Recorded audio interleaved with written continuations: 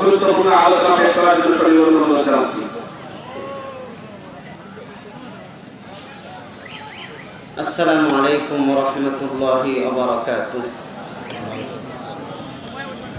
আলহামদুলিল্লাহি নাহমাদুহু ওয়া নাস্তাঈনুহু ওয়া নাস্তাগফিরুহু ওয়া নু'মিনু বিহি ওয়া নাতাওয়াক্কালু আলাইহি ওয়া না'উযু বিল্লাহি মিন শুরুরি আনফুসিনা ওয়া মিন সাইয়্যাতি আ'মালিনা।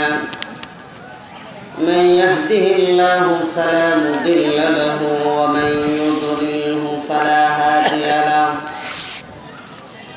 ونشهد أن لا إله إلا الله وحده لا شريك له ونشهد أن سيدنا وسندنا وحبيبنا ومولانا محمدا عبده ورسوله أرسله بالحق بشيرا ونذيرا وداعيا إلى الله بإذنه وسراجا وقمرا منيرا.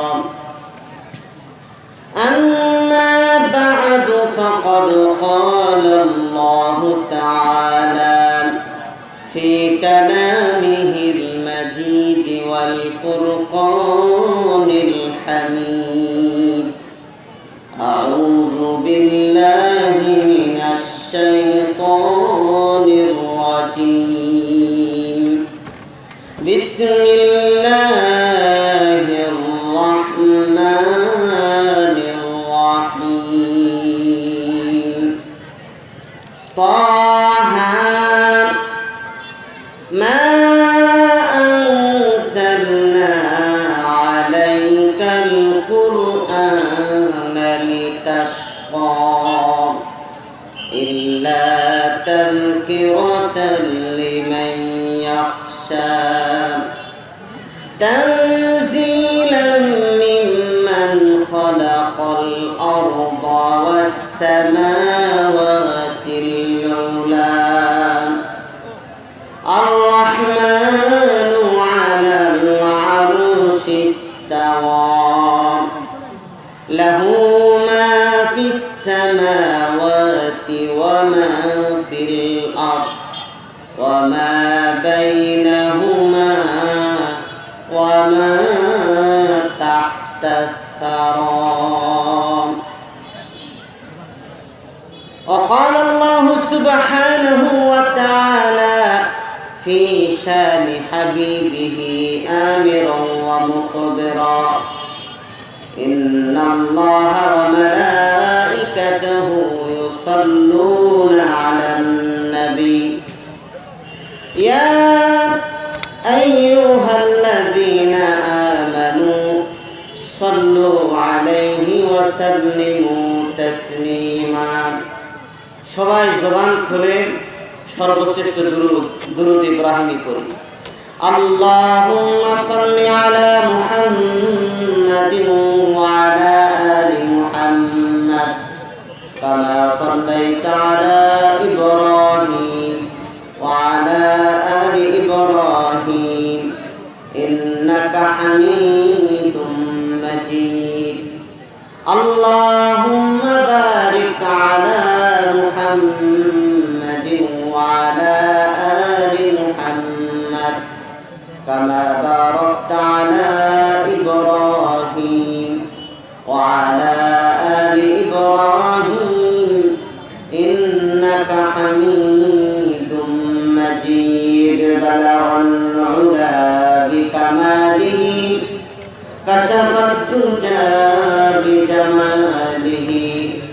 حسنت جميع خصاله صلوا عليه وآله रहे मेरा मस्कन रहे मेरा मस्कन हवाली काबा बने मेरा मदफन दियारे मदीना बलगल औला बिकमालिही कशफत तुजा बिजमालिही हसनत जमीउ खिसालिही सल्लु अलैहि व आलिही मुहम्मद ने आकर कुफ्र को मिटाया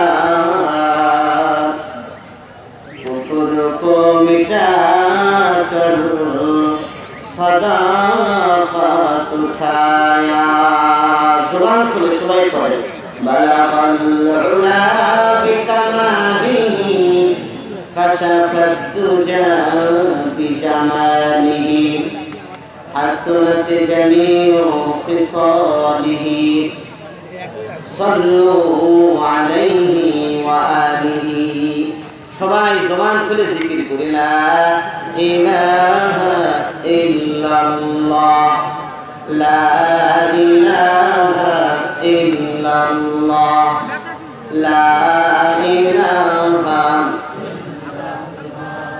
লা ইলাহা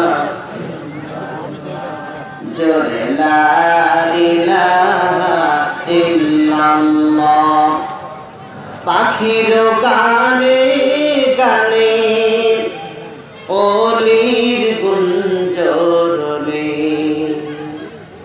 সেই নামেরই সুর শোনা যায় বলে পাগল পারা লা ইলাহা জোরে লা ইলাহা লা ইলাহা যার অন্তরে আছে আল্লাহর ভয় কাঁদে শুধু নিরালায় আহার নিদ্রা ভালো লাগে না আহার নিদ্রা ভালো লাগে না ভালো লাগে শুধু ইল্লাল্লাহ লা ইলাহা লা ইলাহা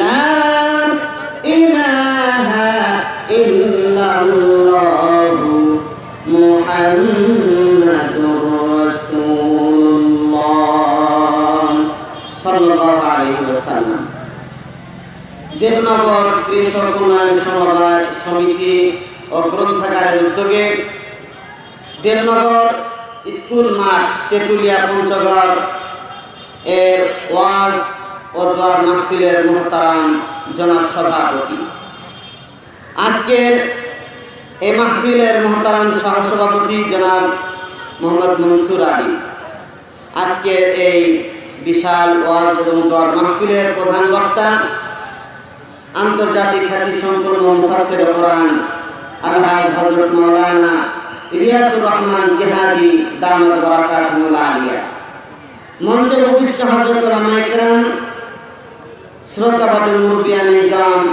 ইসলামের জন্য নিবেদিত প্রাণ যুবক ভাইরা পর্দার আড়ালে আমার মা ও বোনেরা সবাইকে আমি সালাম দিচ্ছি আসসালামু আলাইকুম ওয়া রাহমাতুল্লাহি তাআলা ওয়া বারাকাতুহু আমরা মহান আল্লাহ তাআলার পাক দরবারে লাখো কোটি সুজুদ শুকর আদায় করছি যে রব্বুল ইজ্জাতুল জালাল আমাদেরকে আজকের এই বিশাল ওয়াজ এবং এই তাফসীরুল কোরআন মাহফিলে হাজির হওয়ার তৌফিক দান করলেন। এজন্য রব্বুল আলামিনের দরবারে সকলেই জবান করে পড়ি আলহামদুলিল্লাহ। আরো জোরে করে সবাই বলি আলহামদুলিল্লাহ। আজকের মাহফিল এই বিশাল বড় আয়োজন, এটা আপনারা খুশি না বেজা? খুশি হলে আর একটু জোরে করে আমাদেরকে আওয়াজ দিতে হবে, সবাইকে জানিয়ে দিতে হবে যে বাহিরে ঘোরাফেরা করা যাবে না। এই জানিসুর রহমান কোরআন এবং হাদিসের এই আলোচনায় আমাদের সবাইকে শরীক হওয়ার জন্য সবাইকে আহ্বান জানিয়ে আল্লাহর আওয়াজকে উঁচু করে সবাই বলি নারায়ে তাকবীর, নারায়ে তাকবীর, আল্লাহু আকবার। কোরআন সুন্নাহর আলো, ঘরে ঘরে আলো, কোরআন সুন্নাহর আলো, ঘরে ঘরে আলো, ইসলাম ছাড়া অন্য কিছু যাক আলহামদুলিল্লাহ। আমি আজকে আপনাদের সম্মুখে সূরাতুল তাহা এর থেকে 6টি আয়াত তেলাওয়াত করেছি। আল্লাহ রাব্বুল আলামিন যদি আমাকে তৌফিক দান করেন তাহলে এই আয়াতগুলোকে সামনে রেখে আমি আপনাদের সম্মুখে কিঞ্চিত আলোচনা করার প্রয়াস করব ইনশাআল্লাহ তাআলা। সূরাতুল তাহা পুরা সূরাটি মক্কা শরীফে অবতীর্ণ। এটি কোরআন কারীমের 45 নম্বর সূরা। এর মধ্যে 135টি আয়াত আছে, 8টি রুকু আছে সূরার মধ্যে। আল্লাহ সুবহানাহু ওয়া তাআলা এই সূরার মধ্যে কোরআন কারীম রাসূলের জন্য বোঝা নয়, বরং কোরআন মানব জাতির জন্য, আল্লাহর প্রিয় বান্দাদের জন্য এই কোরআন হচ্ছে উপদেশ। এবং রাসূল করিম সাল্লাল্লাহু আলাইহি ওয়াসাল্লামকে আল্লাহ রাব্বুল আলামিন কাফেরদের বিভিন্ন তির্যক কথাবার্তার নিন্দাবাদ করে এবং রাসূল করিম সাল্লাল্লাহু আলাইহি ওয়াসাল্লামের শান এবং মর্যাদা বর্ণনা করে এই সূরাটি অবতীর্ণ করেছেন। কোরআন কারীমের অনেক সূরার মধ্য থেকে এই সূরাতুল তাহা অনেক তাৎপর্যপূর্ণ এবং গুরুত্বপূর্ণ। বিশেষ করে কোরআনটাই আমাদের জন্য অনেক গুরুত্বপূর্ণ, ঠিক কিনা বলেন? কারণ কোরআন হচ্ছে আল্লাহ রাব্বুল আলামিনের তরফ থেকে মানব জাতির জন্য হেদায়েতের সর্বশেষ কিতাব। আল্লাহ রাব্বুল আলামিন কোরআন কারীমের মধ্যে একটা চুম্বকের আকর্ষণ রেখেছেন। চুম্বক লোহাকে আকর্ষণ করে, ঠিক তেমনি ভাবে কোরআন মানুষকে নিজের দিকে আকৃষ্ট করে, মানুষকে কোরআন তার হেদায়েতের দিকে নিয়ে আসে। যারা কোরআনকে বোঝার জন্য, কোরআনকে হৃদয়ের মধ্যে আত্মস্থ করার জন্য যারা চিন্তা ফিকির করে, তাদের জন্য এই কোরআন বিশাল বড় হেদায়েত, ঠিক না বলে? মোহতারাম হাজিরিন, কোরআন মুসলমানদের জন্য, মানবতার জন্য সর্বশ্রেষ্ঠ নিয়ামত। এত বড় নিয়ামত আর পৃথিবীর বুকে নাই। জোরে বলেন সুবহানাল্লাহ। কারণ কোরআন কারীমের তেলাওয়াত, এর জিকির, এর একটা হরফ তেলাওয়াত, এর আলোচনা, এর মাহফিল, এর মসজিদ, এর মাদ্রাসা সব কিছুই মুসলমানদের জন্য রহমত এবং বরকতের, ঠিক কিনা বলেন? এবং আজকে এই বিশ্ব মুসলিমের যে করুণ দুর্দশা এবং সংকটপূর্ণ এই অবস্থার মূল কারণ হচ্ছে আমরা মুসলমান কোরআন থেকে অনেক দূরে সরে গিয়েছি।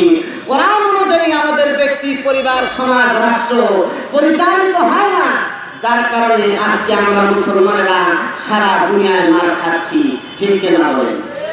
আমার ভাইরা, আমরা যদি আজকের এই বিশাল বড় ওয়াজ মাহফিল এবং এই তাফসীরুল কোরআন মাহফিল থেকে যদি নতুন করে শপথ নিতে পারি, নতুন করে অঙ্গীকার নিতে পারি যে আগামী দিনে আমরা কোরআন এবং হাদিস আমাদেরকে যেদিকে নিয়ে যায় আমরা সেদিকেই অগ্রসর হব। আমরা মানুষের রচনা করা, মানুষের কোনো আহ্বানের দিকে যাব না, বরং কোরআন এবং সুন্নাহ আমাদেরকে যেদিকে নিয়ে যায় সেদিকে আমরা যাবো। রাজি আছেন আপনারা? আমার ভাইরা, আমি আপনাদের সম্মুখে যে সূরাটি তেলাওয়াত করেছি, এই সূরার একটা নাম হচ্ছে সূরা তাহা। এই তাহার ব্যাপারে মুফাসসিরিন ইকরাম বলেছেন যে এই তাহা এটা রাসূলের নাম, কেউ কেউ বলেছেন এটা হচ্ছে সূরার নাম, কেউ কেউ বলছেন কোরআনের নামই তাহা। এবং এই সূরার অনেকগুলো নাম আছে, তার মধ্যে একটি নাম হচ্ছে সূরা কালিম। কারণ এই সূরার মধ্যে আল্লাহ সুবহানাহু ওয়া তাআলা হযরত মূসা আলাইহিস সালাতু ওয়াস সালামের আলোচনা বিস্তারিত করেছেন। এই জন্য এই সূরার আরেক নাম হচ্ছে সূরা কালিম।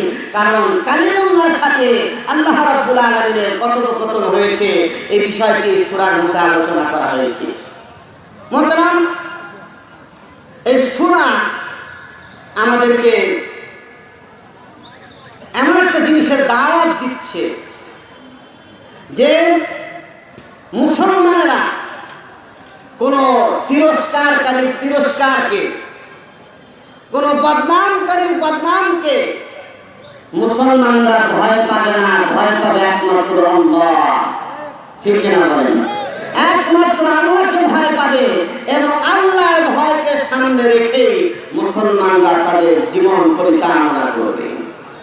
এবং মুসলমানেরা তাদের নবী বিশ্বনবী জনাব মুহাম্মদুর রাসূলুল্লাহ সাল্লাল্লাহু আলাইহি ওয়াসাল্লাম যেভাবে চলার জন্য মুসলিম জাতিকে বলে দিয়েছেন এবং তার রেখে যাওয়া সাহাবায়ে কেরাম যেভাবে জীবন যাপন করেছেন সেভাবে চলা এই সূরা আমাদেরকে শিক্ষা দেয়।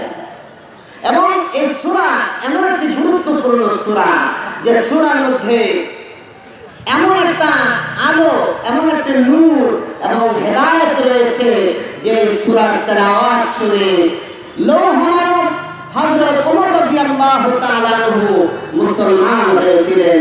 চিৎকার করে বলেন সুবহানাল্লাহ।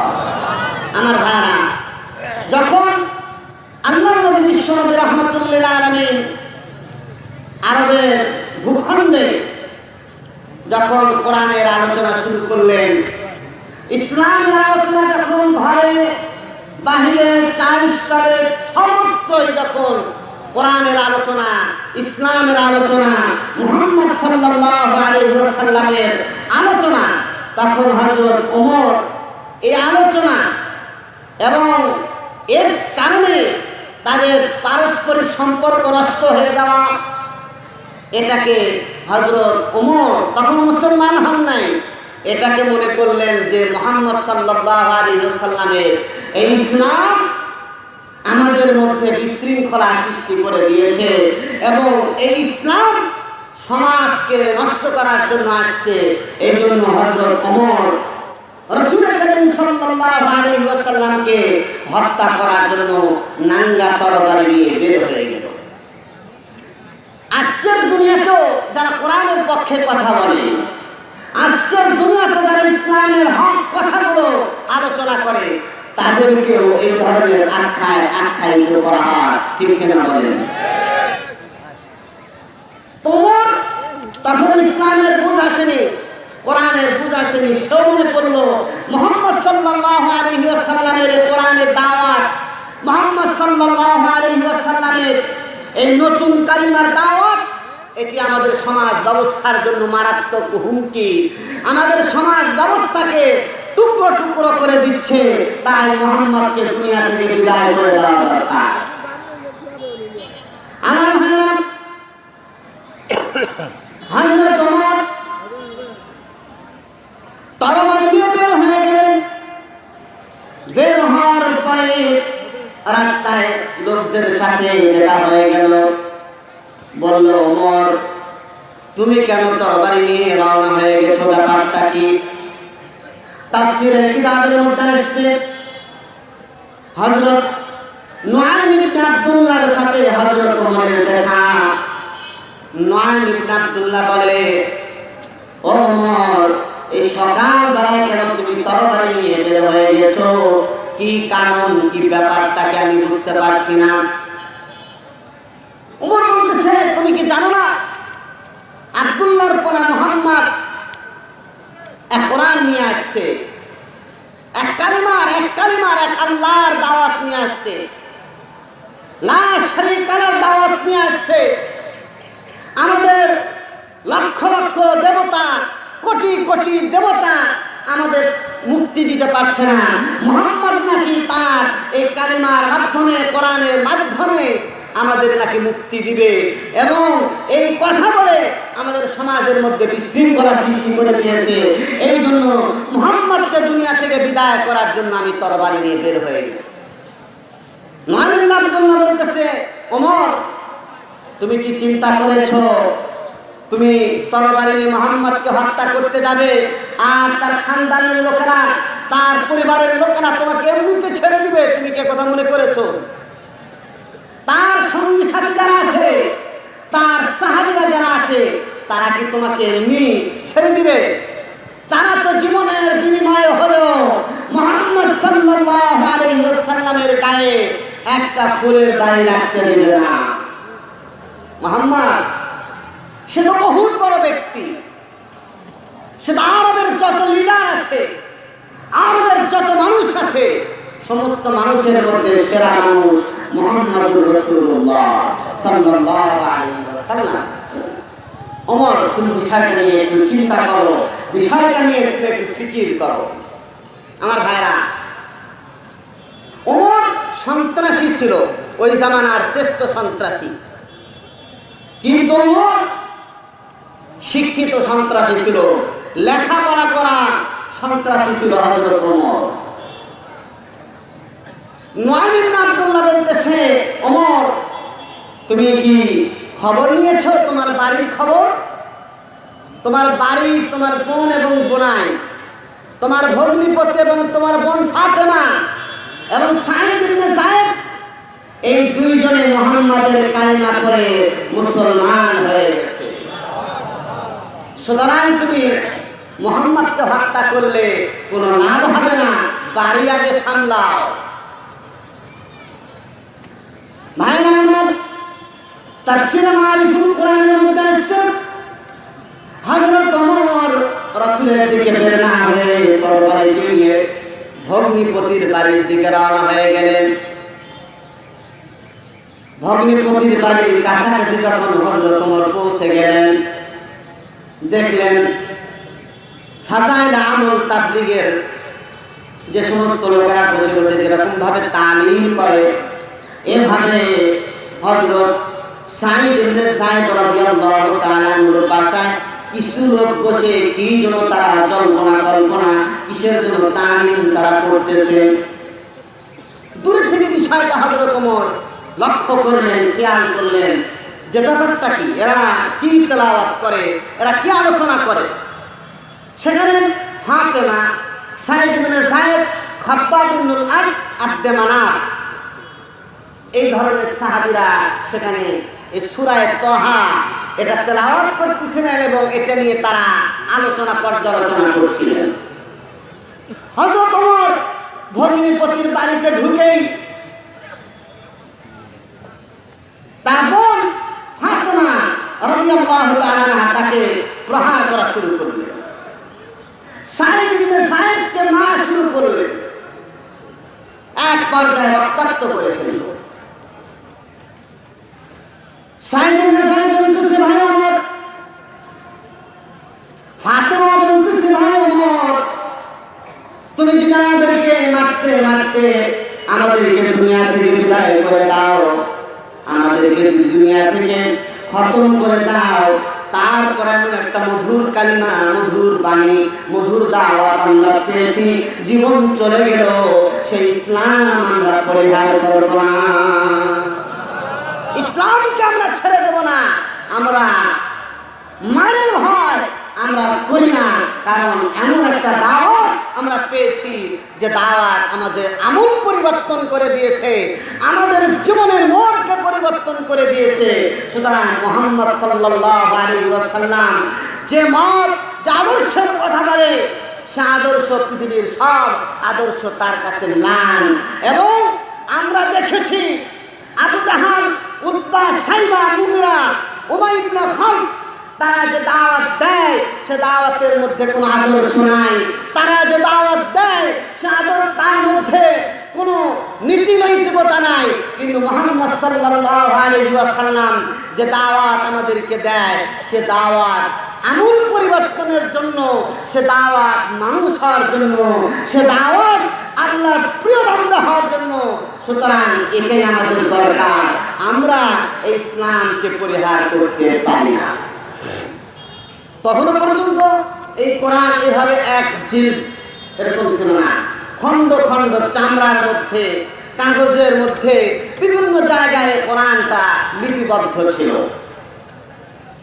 এরকম একটা পৃষ্ঠাতে মনে করেন এই কোরআন ছিল। তখন আমরা তোমার বললো যে তোমরা কি পড়তেছিল, কি তোমরা তালিম করতেছিলে সেটা আমাকে একটু দেখাও, আমাকে একটু দাও, আমি একটু একে দেখি। হযরত ওমরের বোন ফাতেমা বলতেছে, ভাই ওমর, আমরা এমন একটা কোরআন, এমন একটা কালিমা, আমরা একটা তৌহিদের বাণী আমরা পড়ি যেটা ওযু ছাড়া ধরা যাবে না। এটা তোমার মতো মুশরিক, তোমার মতো কাফের এটা গোসল করা ছাড়া এটাকে স্পর্শ করতে পারবে না। আপনারা বলেন কোরআন শরীফ কি ওযু ছাড়া ধরা যায়? আরো জোরে জোরে বলেন, ধরা যায়? যারা বলে কোরআন শরীফ ওযু ছাড়া ধরা যায় তাদের কথা ঠিক।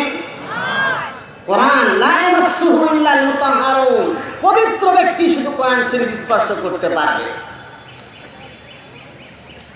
আমার ভাইরা, হযরত ওমর চিন্তা করলো, আরে কি কিতাব, এটা ওযু ছাড়া ধরা যাবে না, গোসল ছাড়া ধরা যাবে না। তাহলে বোনকে বললো, তাহলে আমাকে গোসল করায় দাও। গোসল করানো হলো। গোসল করার পরে হযরত ওমরের সামনে সাইদ ইবনে যায়েদ ভগ্নিপতি এ কোরআন সূরা তাহা তেলাওয়াত করতে লাগলেন। তাহা মা আনজালনা আলাইকাল কুরআনা লিতাশকা ইল্লা তাযকিরাতান লিমান ইয়াখশা তানজিলান মিম্মান খালাকাল আরদা ওয়াস সামাওয়াতিল উলা আর-রাহমানু আলাল আরশি ইস্তাওয়া লাহু মা ফিস সামাওয়াতি ওয়া মা ফিল আরদি ওয়া মা বাইনাহুমা ওয়া মা তাহতা আস-সারা وإن تجهر بالقول فإنه يعلم السر وأخفى। ভাইরা, তাফসীরের কিতাবের মধ্যে লেখে হযরত ওমরের সামনে যখন কোরআনের তেলাওয়াত সূরা তাহা তেলাওয়াত করা হলো, এমন একটা আসর হযরত ওমরের মধ্যে দেখা গেল। কোরআন তেলাওয়াত শুনে হযরত ওমরের চোখ দিয়ে দরদর করে পানি বের হয়ে যাচ্ছে, শরীরের মধ্যে শিহরণ সৃষ্টি হয়ে গেছে। হযরত ওমর বলেন, ও ভগ্নিপতি সাইদ ইবনে যায়েদ, আমার প্রাণের বোন ফাতেমা, তোমরা আমাকে এমন একটা কালাম, এমন একটা কিতাবের আওয়াজ শোনালা যা আওয়াজটা আমি জিন্দগিতে শুনি নাই। এরকম তেলাওয়াত, এরকম বিষয়বস্তু বিশিষ্ট কোন আয়াত আমরা আজ পর্যন্ত শুনি নাই। আমি বিভিন্ন নভেল নাটক করেছি, বিভিন্ন কিতাব, বিভিন্ন পুস্তক পড়েছি, কিন্তু তোমাদের জবান থেকে যে কালিমাগুলো আমি শুনলাম, আমার মন বলে এটা কোনো বানানো কিছু নয়, এটা রব্বুল আলামিন আল আরশের মালিক তার তরফ থেকে নাযিল করা কিতাব। হযরত ওমরের মধ্যে পরিবর্তন লক্ষ্য করা গেল। আমার ভাইরা, আল্লাহর নবী দুইজনের ব্যাপারে তারিখে ওমর ইবনুল খাত্তাব, আল্লামা ইবনুল জাওজির লেখা কিতাব, এর মধ্যে আছে আল্লাহর নবী দুইজনের মুসলমান হওয়ার জন্য আল্লাহর কাছে দোয়া করতেন। একজন হচ্ছে আবু জাহাল, আর আরেকজন হচ্ছে ওমর ইবনুল খাত্তাব। আল্লাহ নবী কয়েকদিন আগে দোয়া করেছিলেন, আল্লাহুম্মা আইয়িদনি ইসলাম বিউমর ইবনুল খাত্তাব আবিল হিকাম ইবনে হিশাম। আল্লাহ এই ইসলামটাকে আবু জাহাল অথবা ওমরের মাধ্যমে তুমি শক্তিশালী করে দাও, কারণ আমি ইসলামের দাওয়াত দিতে গিয়ে আমি বাধাগ্রস্ত হচ্ছি, আমার প্রভাবশালী লোক দরকার, আমি এই জন্য দুইটা লোকের যে কোনো একটা লোককে চাই। হযরত খাব্বাব বিন মুআদ রাদিয়াল্লাহু তাআলা আনহু হযরত ওমরের ভয়ে খাটের নিচে পালায়া ছিলেন। বের হয়ে আসলেন, মনে করলেন আল্লাহর নবী কয়েকদিন পূর্বে হযরত ওমরের জন্য দোয়া করেছেন, আল্লাহর নবীর দোয়া হযরত ওমরের জন্য কবুল হয়ে গেছে। ভাইরা আমার, হযরত ওমর রাদিয়াল্লাহু তাআলা আনহু যখন এরকম ভাবে তেলাওয়াত করতে করতে একটা রুকু পর্যন্ত তেলাওয়াত হয়ে গেল, হযরত ওমর বলতেছে, আমার ভগ্নিপতি সাঈদ ইবনে যায়েদ, আমার বোন ফাতেমা, তোমরা উভয় আমাকে রাসূল কারীম সাল্লাল্লাহু আলাইহি ওয়াসাল্লামের দরবারে নিয়ে যাও, কারণ যে ইসলাম, যে কোরআন এত সুন্দর কথার দাওয়াত দেয়, এমন একটা জীবন বিধান আমার জীবনে দরকার। আপনাদের জন্য কি কোরআন দরকার কি বলেন? আরো জোরে করে বলুন, কোরআন দরকার আছে কিনা? কোরআন মানুষের জীবন, কোরআন মরণ, সব জায়গায় কোরআন দরকার। কোরআন ছাড়া মানুষ জীবনে চলতে পারে না, ঠিক কিনা বলে? কোরআন ছাড়া সত্যিকার মানুষ হতে পারে না, কোরআনের আলো ছাড়া প্রকৃত মানুষ হতে পারে না। যারা কোরআনের আলো পেয়েছে, কোরআনের হেদায়েত অনুযায়ী যারা জীবনকে পরিচালনা করে, তারাই প্রকৃত মানুষ, ঠিক কিনা বলে? এই জন্য আল্লাহ কোরআনে কারীমের মধ্যে বলেছেন, আর রহমান আল্লামাল কোরআন খালাকাল ইনসান আল্লামাহুল বায়ান। আল্লাহ বলেছেন রহমান, মানুষকে কোরআন শিক্ষা দিয়ে মানুষ সৃষ্টি করেছেন। আল্লামাল কোরআন, আল্লাহ এই জায়গাতে সূরাতুর রহমানের মধ্যে আগে কোরআন শিক্ষা দেওয়ার কথা বলেছেন, তারপরে বলেছেন আমি মানুষ সৃষ্টি করেছি। এ কথার কারণ মুফাসসিরিন ইকরাম লিখেছেন যে প্রকৃত মানুষ হতে হলে কোরআন ছাড়া হতে পারে না, ঠিক কিনা বলে? আজকে দুনিয়ায় যাদের মধ্যে কোরআন নাই, মানবতার কথা বলে, তারা মানুষ নয়, ঠিক কিনা বলে? যারা ইসলামের বিরুদ্ধে কথা বলে, তারা মানুষ নয়। মানবতা থাকলে ইসলামের বিরুদ্ধে কথা বলতে পারে না, ঠিক কিনা বলে? কারণ ইসলাম কোনো মারামারি চায় না। জোরে করে বলেন, ইসলাম মারামারি চায়, সংঘাত চায়? ইসলাম একমাত্র ধর্ম, কমপ্লিট কোড অফ লাইফ। ইসলাম কোনো মারামারি দিয়ে দুনিয়ার বুকে আসে নাই। জোরে করে বলেন, আসছে? তাহলে ওমরের উপর কে তরবারি উঠিয়েছিল? আবু বকরের উপর কে তরবারি উঠিয়েছে? ওসমান গনির উপর কে তরবারি উঠিয়েছিল? মক্কা বিজয় হয়েছিল আল্লাহর নবীর চরিত্র দ্বারা, আল্লাহর নবীর ব্যবহার দেখে, সাহাবায়ে কেরামের ব্যবহার দেখে ইসলাম প্রতিষ্ঠিত হয়েছিল, ঠিক না বলে?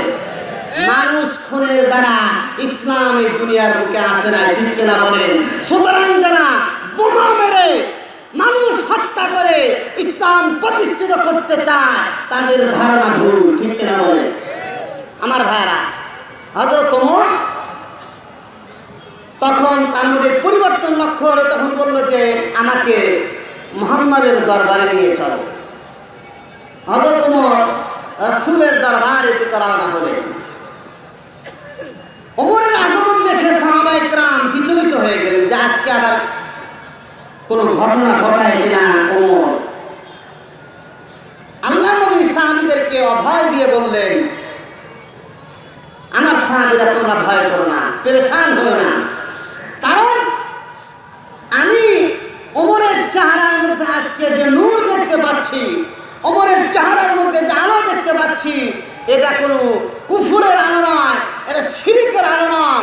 ওমরের চেহারার মধ্যে আমি তাওহীদের নূরানি রশ্মি দেখতে পাচ্ছি। চিৎকার করে বলেন সুবহানাল্লাহ। এই জন্য কবি বলেছেন, দুরফে সামিনে তেরি কদরু কো দরিয়া কর দিয়া, दिल को रोशन कर दिया, आँखों को बीना कर दिया, खुद ना थे राह पर गैरों के हाथी बन गए, क्या नजर थी जिसने मर्दू को मसीहा कर दिया। আমাদের জাগরণের কবি, বিদ্রোহী কবি কবি নজরুল ইসলামের চমৎকার একটি তর্জমা করেছেন। তিনি বলেছেন, इस्लाम से तो पड़ोस मानी, इस्लाम से तो पड़ोस मानी।